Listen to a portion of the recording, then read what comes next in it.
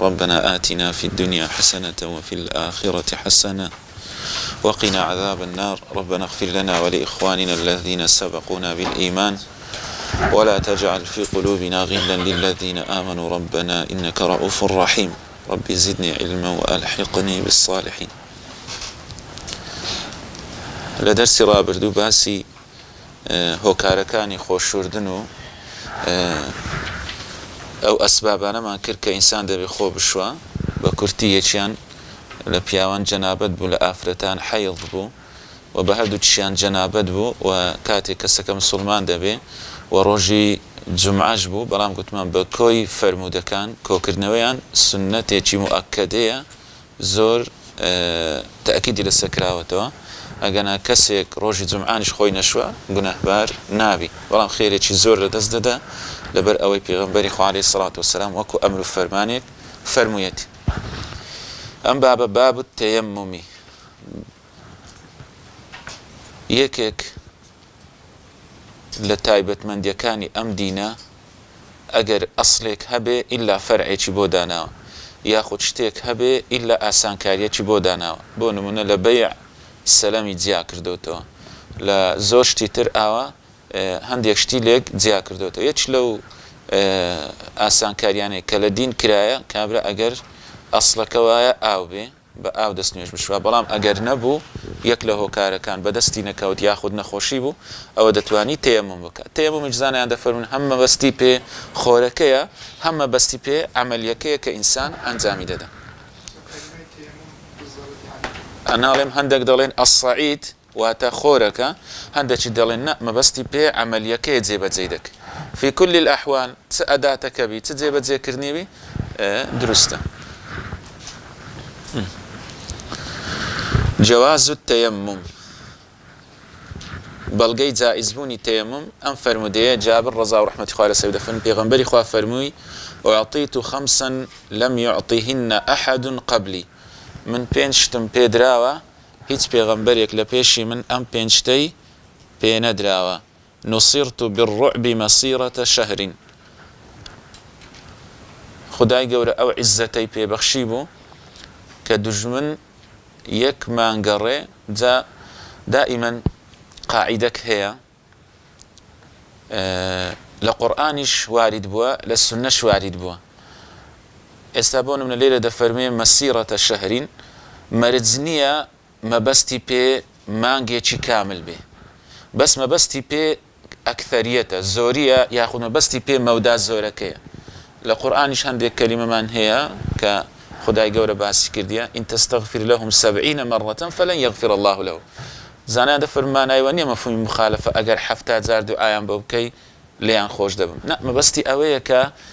ئەگەر 70,000 زۆرتریش و یاخود زۆر زۆریش دوعایان لە بۆ بکەی من لێیان خۆش نابم. وەکو دەڵێ لە زمانی عەرەبی زۆر ئەو شتانە هەیە دەڵێ کابرا دەرێ چت هەیە دەڵێ هەموو شتێکم هەیە كل شيء بس كل شيء كس كل شيء إن يتنها خوانبي بلا ما بستي بي لا غزوريك أوش ما بستي بي والشرطنية بلا ما بستي بي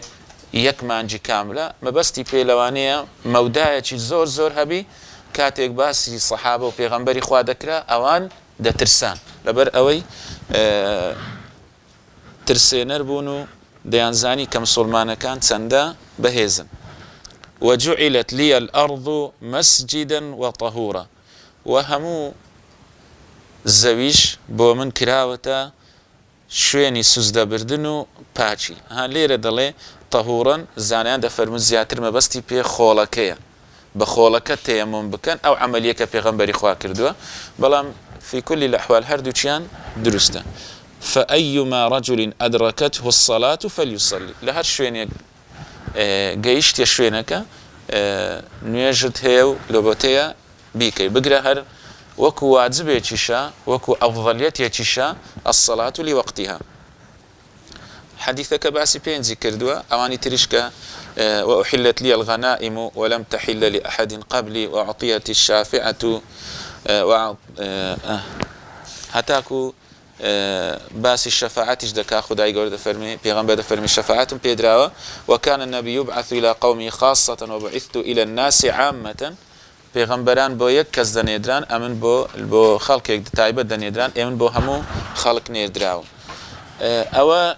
ئەم فەرمودەیە یەکێک لە تایبەتمەندیەکانی پێغەمبەری خوا عەلەیهی السەڵات وەسسەلام ئەجینا تایبەتمەندیەکانی پێغەمبەری عەلەیهی السەڵات وەسسەلام زۆرە حتى أبو سعيد النيسابوري لكتاب الشرف المصطفى دفرمي أن الخصائص 60 شص شت هيا كبيغمبري خوا عليه الصلاة والسلام تايبت مندي هيا لقل غير خوي إمام السيوطي دفرمي كاتك لما صنفت كتاب المعجزات والخصائص تتبعتها فزادت على 200 إمام السيوطي دركاتك أو كتاب مدانا معجزات وخصائص دري ليكولين ومكردو بدو عداتون مكرد قيشتا دوسطي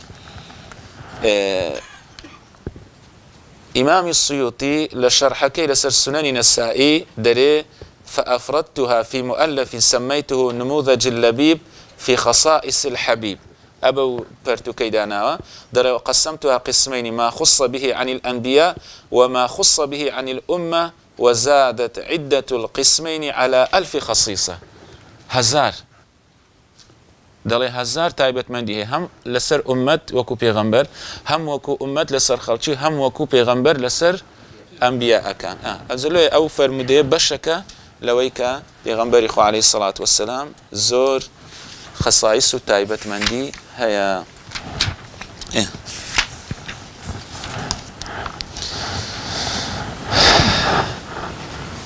فرمودەی دووەم عن عمار بن ياسر رضي الله عنهما قال بعثني النبي عليه الصلاة والسلام في حاجة فأجنبت پیغمبری خوا منی نار بوشتك من توشي جنابت بوم فلم أجد الماء من آو ندوزيو بردس نبو آو فتمرغت في الصعيد كما تتمرغ الدابة خوم لخوري وردا تون أكرمكم الله آجل خوي لخور وردا ثم أتيت النبي عليه الصلاة والسلام فذكرت له ذلك دواتر هات ملاي بيغمبري خوا باسكم بو باسكت فقال إنما كان يكفيك أن تقول بيدك هكذا بيغمبري خوا فرمي عليه الصلاة والسلام بس بو تو أوابكي أن تقولين أن تفعل أن تقول بيدك هكذا أجر أن تقول جويا لا أوي هاد بنازم أن تقول بيديك تقول نسرة نجام لير شهر لير شهر أوان نسرة دلي واد كربا ثم ضرب بيديه الأرض ضربة واحدة ثم مسح الشمال على اليمين وظاهر كفيه ووجهه دلي دواتر بيغمبري خواه دستيكي للزويدة آوا دواتر آوا و دواتر دەموچاوی خۆشی پێ مەسح کرد ئەوە لەو ڕیوایەتەی دەفەرمێ یەک جار ڕیوایەتی تر ئێستا دەین دەخوێنین باسی دوو جاریشی کرایە بەڵام تەوفیقەکی لە نێواندا دەکەین ئینشاء الله بەڵێ وفي رواية للبخاري ومتفق عليه وضرب بكفيه الأرض ونفخ فيهما ثم مسح بهما وجهه وكفيه أو زياترك أو فوتش ليك لو أنا زور بي فوتش ليك دي بس بو أو بي بو يزانا يندلين أجر كسك لشوينك هر هيت خوريت شي دس ندك أود بونونا لهندك برتكا كان باز دكان كسيك لسجنية لشويني تشيا نأو هي ڕێگاشی نادرێ نوێژ بکە ئەو کاتە بەس دەست لە زەوی دەدا خۆریش نەبی اعتیادیە بەڵام لە مەذهەبی ئیمامی شافعی ڕەزا و ڕەحمەتی خوا لەسەر بی و ئەتباعی ئیمامی شافعی دەڵێن دەبێ ئیلا لەه غوبار ئیلا دەبێ خۆرەکە تۆزی هەبی بەڵام ئەوان دەڵێن بەس عەمەلیەکەی بکە اعتیادیە لە کاتی حاڵەتی ئاسایی و لە کاتی حاڵەتی تریشدا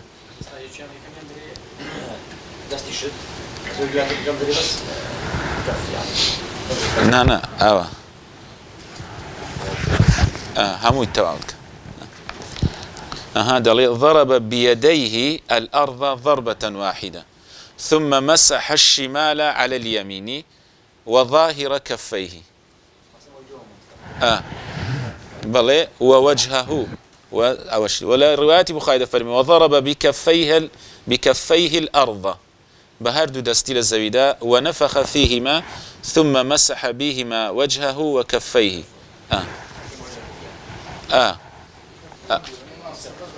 أولا بيدا قوتي رصغ بس ديار باس كفي كرديا زانان زياتر أوي تمشى ما كد أوش دقريتو يعني هموي أو كردي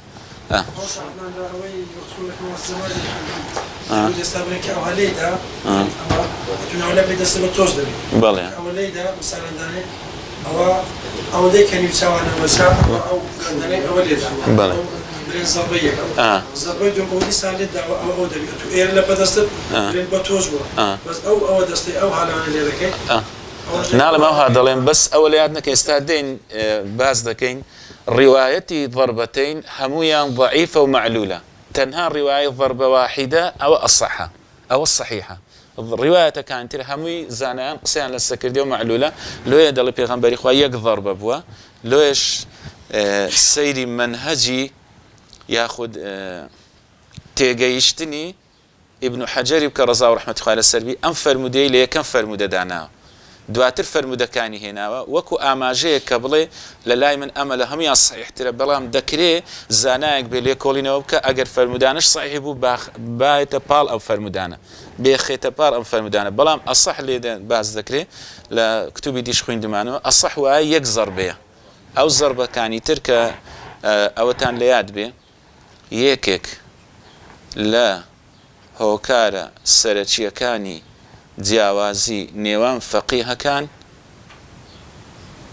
شارەزانەبوونە لە ئیسنادی فەرموودە یعنی ئایا فەرموودەکە لە کنەوی صحیح بووە یاخود صحیح نەبووە یاخود لەوانەیە پێی وابی صحیح بوو بەڵام صحیح نییە ئەو شتە هەیە یعنی دەبینی لەسەر شتێک ئیشکالیەتیان هەیە بەڵام ئەگەر بێی فەرموودەکان وردکەیەوە بزانی ئایا محەدیثەکان چیان گوتووە ئیشەکان ئیشکالیەت نامینێ ئێستا لۆ نمونە ئەوە زۆربەی کتوبە فیقەکان ئەمەش خوێندومانە دەڵێن ضربەتەین حديثة بلام حديثك ضعيف جدا عندك دفرمون هر ضعيفة إشي بيناكري بويا ابن حجر رضا رحمة الله سربي لا بدايتي باسكي داينا أم ضربي واحدة كحديثك متفق عليه وباسيش ما كر قلت ما الزانان زياتر للسطر ريقا زياتر بس باسي أويا كريتون أتودتواني جمع التوفيق ترجيح ناسخ ومنسوخ أوانا ليك زياكي بس لوي وەکو دەڵێی ئەگەر وا دەبینی دژایەتیەکێ لە نێوان فەرموودەکان ئەسڵ وایە نییە بەڵام ئەتو وا دەبینی بەڵام ئەبە زۆرشتانە ئیشکالێتەکە حەڵ دەبی بۆ ئێستا لێرەگە سەیر بکەی ئەم فەرموودەیە ئەصح ما فی البابە متفق عليه ولفظی بوخاریش زودایە بەڵام ئەوانی تر زێوربەیان معلولن ئێستا باز دەکەین نان الشمال لا يتسبى ثم مسح الشمال على اليمين بدست اد خوي او عمليك او دكي ايرت تربوا وكدل ايرت بتوزبوا او دكي كاوات كر دوايه ديتو ايرت ديسان اوش او دكي وراستيش بدم تساوداني بس او تجاوز يتسبو او پیغمبري خو مسح كرد حتى انيشتينا هرواية يعني تناتواني بالراستي أو أوكي للراستي كم زاد سبيدة كي تمشاكا دواتر لتسب دسبيدة كي سو بالي وجه دواتر يد ناڵێم ئەوە ئەنی بەو دیقەتەی سەیرم نەکردێ بەڵام ئەوەی کە ئەمە خوێندومانە زۆر کە مامۆستایەکانیش باسی کردیە ئەوەشی لەگەڵ دانایە هەمویان ئەویان لەگەڵ دانایە دیارە ئەوەی ئەجنا خۆی لە شەرعی کە باسی والسارق والسارقة فاقطعوا أيديهما دەڵێ ئەوەندەی لێرە لێ دەکرێتەوە پێی دەگوترێ ڕسغ ئەوەندە بەڵام ئەوەی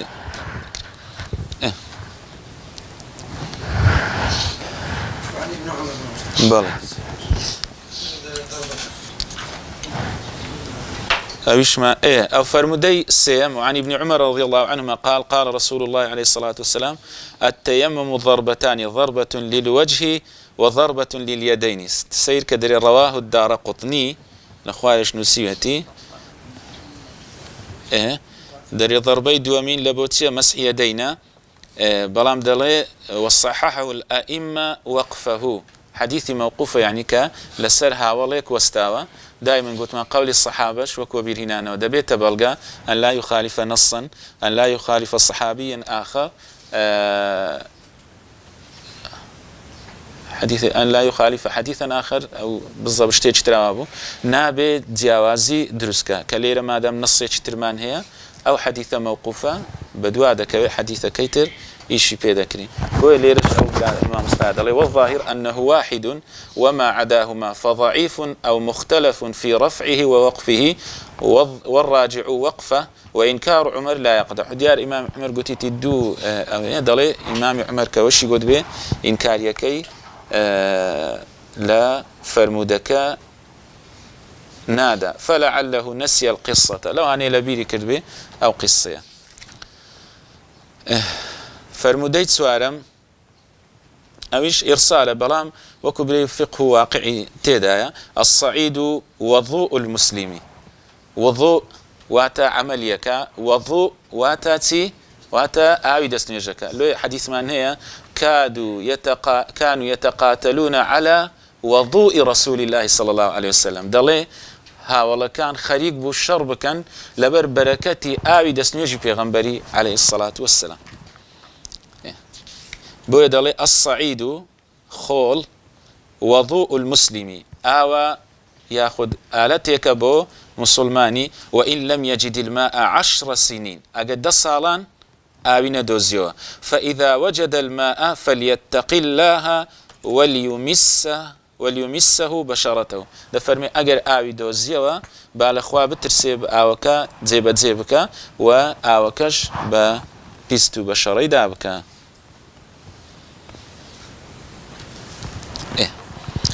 فرمودي بينزم عن أبي سعيد الخدري رضي الله عنه قال خرج رجلان في سفر فحضرت الصلاة وليس معهما ماء دو بياو درس للسفريك وكاتي نويجشهات بلام أوان آويان لقل نبو آويان بدس ندكوت فتيمم صعيدا طيبا تيمم يانكر بخوليتشي باك فصليا نويجيانكر ثم وجدا الماء في الوقت دواتر آويان دوزيوا لو كاتي فأعاد أحدهما الصلاة والوضوء يتشان هم دس نيجي شوشتوا هم نيجي كشي دوباره كردوا ولم يعيد الآخر بلام إيدوا منيان مضى كما فعل هر وكو خويتسوني كربو هر بردوان بو ثم أتيا رسول الله عليه الصلاة والسلام فذكر ذلك له دواتر هات نولاي بيغمبري خوا برسياريان ليك قرنجي فرمودة لتسدايا يعني هر حادثيك هاتوا قراوة لا بيغمبري خو عليه الصلاة والسلام ياخذ بيغمبري خو آقاي ليبوا إنكاري نكردو الصحابة كان زانيوتيان أقر شتيك بايا هالي تيدا بايا ياخذ حرام قد غكراوا بيغمبري خو قصير السردب لو يستهاد لي هات نولاي بيغمبري خو المرجع الأعلى فقال للذي لم يعد بو أو كسيكا دوبارين كربو دسنويج نويجكا فرموي أصبت السنة تو راس تذكر لقري بازي من وأجزتك صلاتك وأجزأتك صلاتك وتين يجكش الدرسته وقال للآخر لك الأجر مرتين بوتوش دو أجر باداشتت هيا ك زاني عند فرم ليرة شرع الحديث بس تبسبوا يكمت واجبك بوا أو تردوا السنة يعني بو نافلة وشتيتشي باش نقبوا شتيتشي خراب بلي بلي نيكي ونا أوي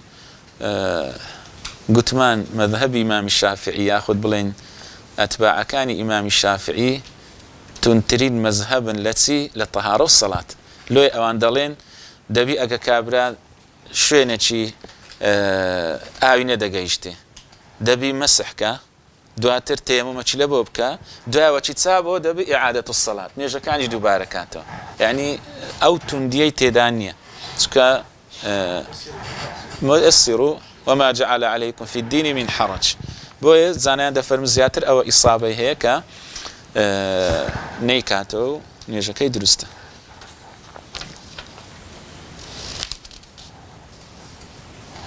ئەم دوو فەرمودەیەش زۆر ضعیف و ئەوە ناخوێنین.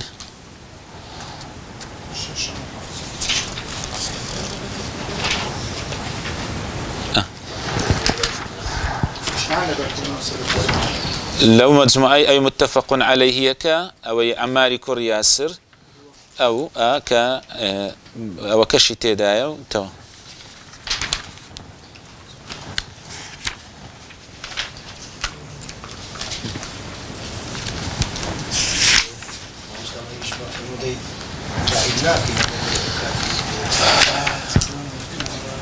أو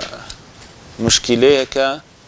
لبيني زانان هندك شي بيدك هندك شي بيناكن بلام زانان هندك مرجان دانا ضعف كي زور شديد نبي ولهم حالة كان خلاف لقى نصك تا قرآن والسنة نبي و تن مرجي كان دانا أو لو مرجانا أجر بتايبتي لعباداتش إشي بيناكن لأحكامش أوش همو إشي بيناكن هندك شي إشي بيناكن سيمان بخاري نلا أحكام نلا عبادات إشي بيناك بلام زاناي ترهي إشي بيدكن بلام زاناي دفرم لو حالتي دتوان إشي بيبكين أقل ضعيفك علتك تدا قادح نبي أويك دوامينيش وكو دلي نصك وكو نطق وكو منطوق ياخد فهمك لنص بالبشتي بك أجينا إشي بيناكن أو مرجي زورة نا أو النية أو نم قلت إسا كها أو فرمداني كقصيان للسر ياخذ إرسالة حديث مرسلش أوي تشي وتبي ما قاله التابعي تشي وتوا قال رسول الله صلى الله عليه وسلم أو حذف باسينا كردي أو بيدا قتري إرسال جاء إرسالك لبدايتي بلا السرتايبي جاوزي نية أو هاتوا حديث ضعيف كان دعاء مرسل كان دعاء أو كان هاتوا أو يعني واتي دقين كلمن هزكي أوي ما بستا أوي فرمدي لكن منه يم نسرايا هشتم نسرايا جابري كري عبد الله رضا ورحمة إخوائي لخوي لباوشي بي في الرجل الذي شج بياوك ديارة بريندار بو دواتر فاغتسل فمات خوي شوشت بلام مرد پیغمبر خدا فرمی انما كان يكفيه ان يتيمم بس بو او كسك تيمم يبكى ويعصب على جرحه خرقة ولسر برينكي باروكة دانابا ثم يمسح عليها مسح كربال سر أو شوينة ويغسل سائر جسدي هم شوينكي شوشت با أو حديثك قصيل السر لراوي أو كان بلام زانان وكو قاعدة فقه باسيان كدو وكو ضروريات كابرا بس أو اندي زيبت زيدكا دواتر دوباري ناكاتوا جيجدينا باب الحيض بلي أو الضعيفة بلام زانان وكو قاعدة فقهي إشيان بيكردوا من السنة أن لا يصلي الرجل بالتيمم إلا صلاة واحدة ثم يتيمم للصلاة الأخرى يعني إشيان بيكردوا فرم تيمم يكنو يجي بيدكري دواتر أجر بو وقت نويجي دوا من ديسان ندوزيو تيمم أشي دكيو تسكو أو وكو دلي حالة تيشي ضرورية حالة تيشي بيوستيا كابرا تيمم يدك بلي وكو قاعدة دانا وأجينا أوا حديثك ضعيف جدا جدا بلي السنة جواز أويش قصي على السكر دوا بلام أوي استعمى باستكين زياتر باسي واجبكين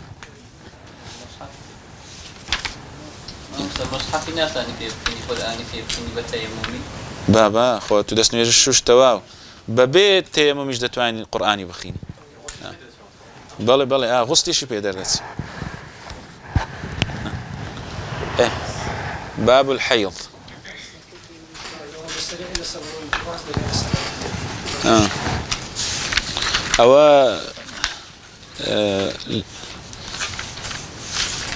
حيض عندك دخوينين الصلاة لو درس شتر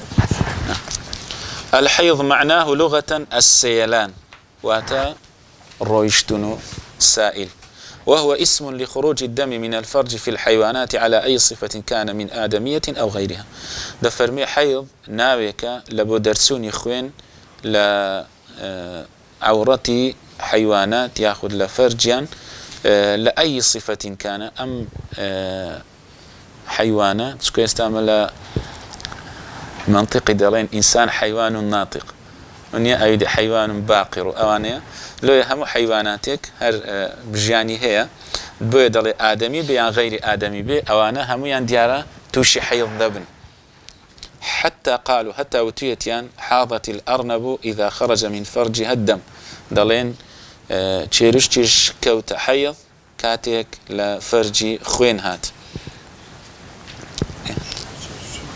وفي الشرع لاصطلاح الزانايان ده الدم وما في حكمه الخارج من رحم المرأة في وقت مخصوص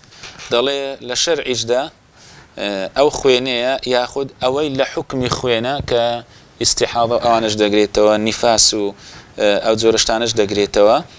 دردت سي لرحمي آفرت لكاتي دياري كراو أوش لا شرع ده بأن يسر فرمودك. عن عائشة رضي الله عنها أن فاطمة بنت أبي حبيش كانت تستحاض. فاطمة كتي أبي حبيش توشي حيض دبو فقال لها رسول الله صلى الله عليه وسلم بيغنبري خوابي فرموي إن دم الحيض دم أسود يعرف خويني حيض خويني رشا دناسري فإذا كان ذلك أجر هاتوا أم خوين الرشبو فأمسكي عفوا عن الصلاة فرموي واز لنويج بينا فإذا كان الآخر أجر جواز يكاني شتيتي جواز وإستادين باسي صفرة وكدرة أو زورشتان دكا فتوضئي وصلي دس نويج بشو نويج بكا. فقهي أم فرموديت سمان بيدالي فقهي أم فرمودية لقى القرآن سمان بيدالي خوينا كان هيت يسألونك عن المحيض قل هو أذى فاعتزلوا النساء في المحيض ولا تقربهن حتى يطهرن فإذا تطهرن فأتوهن من حيث أمركم الله اتقوا الله تاكو تاياتك أو آيات سمان بيدالي أو حديثة أو أيك يعني دلي تيبيا دلي لا حياء في الدين بس خوي لا حياء في فهم الدين إن الله لا يستحي من الحق ما بس مشتيكا من همزة التأكيد للسادة كما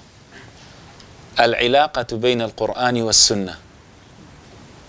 كاتك إمامي أو زاعد فرمي القرآن أحوج إلى السنة من السنة إلى القرآن لقر أم باسانيتي أجينا ما بستي أولني قرآن لك دار بك أو شي خلقك بكفري تيدقن ها القرآن ده بس حيضي كرديا أذن أم أذنش بلغة عرب دلين كما بستي بي خوينك عندك دلين كأذن للظاهري لفظك باز بك يعني توشي آزاري چي زور دبن بلام آية سونيتيكي چه روني كردوتو چه روني كردوتو چه باسي كردوا وردكاريكي چه باسي كردوا چه روني كردوتو كأو حيضة أو الصفرة أو كدرية پیغمبر صلى الله عليه وسلم أما علاقة بين القرآن والسنة أو قرآن تسونا والسنة تسونا تسون بيوستيان بيكي بوي أم فرمودية بلغي لسر أويكا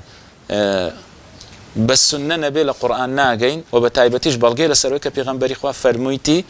أجر وابو واز بين أجر أواني تربو بريار مدى واز بين برياري داو پیغمبر إخوة عليه الصلاة والسلام أو بريار بدست پیغمبر عليه الصلاة والسلام أو هيت بلام أويت الإستادي الصفرة والكدرة أو دي القصة أمانة دي القصة البيضاء أمانش سيد زوري تلن أمانة لم حالتي دا اعتيادية ديارة شتيك آفرتان هيتيان زور بيوه بلام أجر آوابو وكو لا هندك لا كتب فقه كان دلي وكو تزرجي الرشا وباتسا أو بيدا قوتري حيو دو آفرتي تردي ليتيكال دبي بيغنبري خوا بويرون دكاتو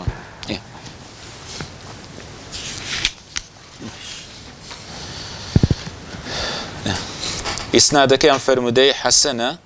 كدري صحاوي ابن حبان أما يهليا إسنادك حسنة بلام كقتمان حسنش لبابي صحيحية أو دردتي بلام وكل يعني زانستی ڕاوی ئەبوو داودیش فرمودەکەی صحیحە. چۆن؟ طبعاً ئەوە نەک هەر جێبەجێ نەکردنی قورآن، جێبەجێکردنی سونەش وەکو بیدعەی لێ دێ وەکو گوناهبار دەبی. کابرا هات گوتی ئیمامی مالیک چی تێدا ئەمن عەز دەکەم لە خۆشەویستی پێغەمبەر عەلەیهی سەڵات وەسەلام بچم لە ڕەوضەی ئیحرام ببەستم. ئیمامی مالیک فەرمووی ئەخشا عەلەیکە الفتنە، ئەم لە تو دەترسێمە تووشی فیتنە بی. دوای دەڵێن ئەو کابرا بە مبتەدیعی و بە ئەوەی مرد کە ئیمامی مالیک باس دەکە ڕاویەکان باس دەکە. لۆیە شتێک کە خوای گەورە فەرموویەتی واز بێنە ئەمە لە مەدرسەی دینی بووین، ئەلحەمدوللا لە مزگەوتێ شتێکەڵ بووین، وەکو بڵێ جیاوازیەکمان هەبوو لەگەڵ هەندێک لەو تەڵەبانی کە بەس لێ بوون. ئەوجە دەچووین لۆ سەفرەی گوتم کاکە سونەتی پێغەمبەری صلی الله علیه و سلم دەبی کورتکەینەوە و چوو بووینە هەر لای تەوسکە و ئەو لاژەم گوت 3 فەرسەخە و ئەوە ئیمامی شافعی دەفەرمێ ئەوە 16 فەرسەخبی دوورە و ئەوانە یعنی لێمان کۆڵی بەوانە. دەیان گوت چ دەزانی؟ ئی گەورەش بوون بە دین ڕێک پێک. دەیان گوت 2 فاتحەمان لە قیزەتی لەو لای 2 فاتحە. هێدەم گوت ئاخە سونەتی پێغەمبەریە. دەیان گوت تو نازانی. دەیگوت فاتحەمان لە قیزەتی. یعنی شتێک زۆر جاری شکالەتی ئەوە دروست دەبی پێی وایە کە نەعوذ بالله لە پێغەمبەری بەدینترە یاخو لە بەدینی بەدینترە. نە ئەوە بەداخەوە یعنی ناو ئافرەتان هەیە، یعنی لەو منتەڵەقەیەوە هیچ عیبیان نییە، بەڵام وەچی بدێتە منتەڵەقەچی هەندێک ئیشی عەمەلی لەگەڵ مێردی باشبی بۆ کۆمەڵگا یاخود زەم و ئەوانە تەواو ئیدی انقلبت الموازی. بەڵام لۆ ناحیە نوێژ ئەو شتانە جاری وەها بووە ئەمەش یعنی توش بووە، یعنی پرسیاری وا کرا یعنی نازانین چۆی پێ برێ ئافرەت ئەوە تو هەڵەی یعنی پیاوەکەی گوتیوێتی ئەمن تاخیر دەبم پێم خۆش بووە لەگەڵی جوود بم بچمە دەرێ. یعنی ئەوها پیاوەکە تەلەفۆنی کردێ دوای دایتی ئافرەتەکەی لەکە نییە چیش بووینە گوتیوێتینە ئەم نوێژم نەکردی هەتا نوێژی نەکەم. پیاوەکەش بە عاجزی چوویتە دەرێ خۆ نوێژ ناچی، بەڵام ئەو پیاوەکە پێیگوتی دەبی ئەوەکەی جێبەجێ بکە. گوتیوێتی سەفەرێک شتێکم هەیە دەچمە دەرێ کابرا فەقیری ئەوە بووە. یعنی ئەوە پێی وایە نە نوێژەکە ئەوێ ئیطاعی مێردیشت لە من ضمنی ئیطاعی خوا و پێغەمبەری خوایە. ئەو جەنارم لەو ناحیەی عەمەلی یان دەبین لەگە جیرانی وەکو ئەو فەرم دەکەی پێغەمبەر عەلەیهی سەڵات وەسەلام. ئافرەتێکیان باس کرد کە زۆر کەثرەت صیامها وصلاتها وصدقتها، زۆر نوێژی دەکات، زۆر بە ڕۆژی دەبی، زۆر زەکاتی خێر و سەدەقەی دەکات، بەڵام تؤذی جیرانها بلیسانها. پێغەمبەری خوا فەرمی هي في النار. بە هەمان شێوە پێچەوانەیەکی دی فەرمووی هي في الجنة، بەڵام کەمەک دەیبەخشی و کەمەک نیش. لەو حاڵەتانە زۆر جار دەبین ئەو ئیشکالەتی جناب بازەکە ئافرەت توش دەبی، یعنی دەڵێ ئاوانیە نە ئەمن ئاوا دەکەم ئاوایە، یعنی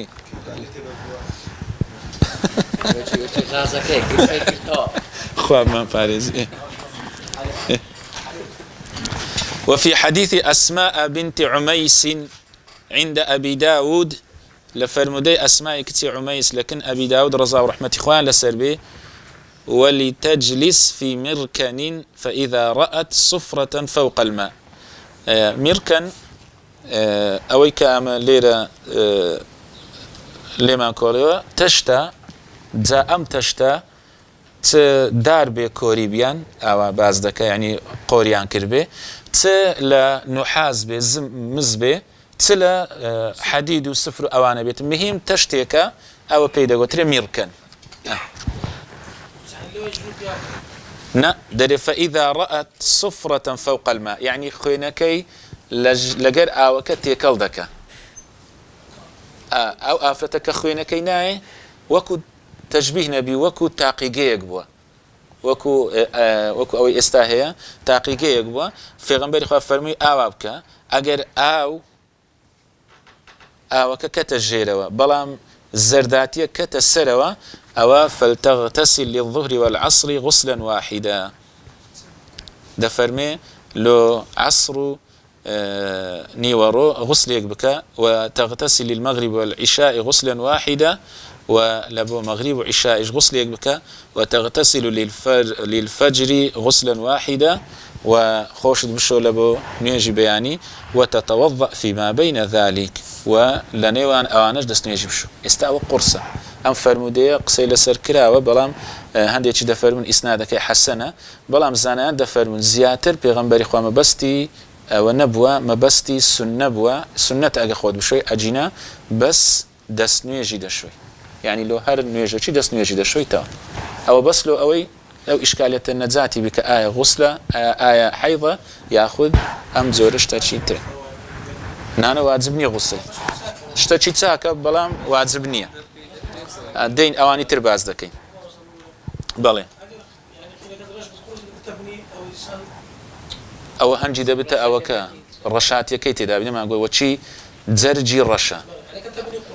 ئەو هەنجی یعنی تەشبیه نەبی وەکو پەلکە پەڕۆکی وایە جاری وایە دەرێن پارچە پەڕۆ پشتی وایە بەڵێ ئەگەوابی خۆزی تەمینێ بەس پێغەمبەری خوا فەرمووی ئاوا بکە ئەگەر ئاوا بوو ئەوە بەس دەست نوێژی بشۆ غوسل لەسەر نییە بەڵام ئەگە غوسلەکە شتکە شتێکی باش دەڵێ وقد بوب أبو داود لهذه الأقوال في السنن أبو داود لبو أم قساني كباسمان كر آية خوي دشوا لو هر دون وينجان ولو سبينيش خوي دشوا هم يباس كردوا وذكر الأحاديث الواردة في ذلك هاتو فرمدكاني كوكرتو طبعا اشتكي كسيك أقبيوي سنانا يعني تون بليم وكو السنة شعر الزابي لفقه سنة يعني ياخذ بلين لفقه شعر الزابي بخ تسيبي دلين سنن الترمذي وسنن أبو داود بسيتي يعني شعر الزابي حتى إمام غزالي رضا ورحمة الله عليه السرفي فرمي هر كسيك شعر الزابي لسنن أبي داود أم كسب بس يتي بي بقوتري مجتهد لفقه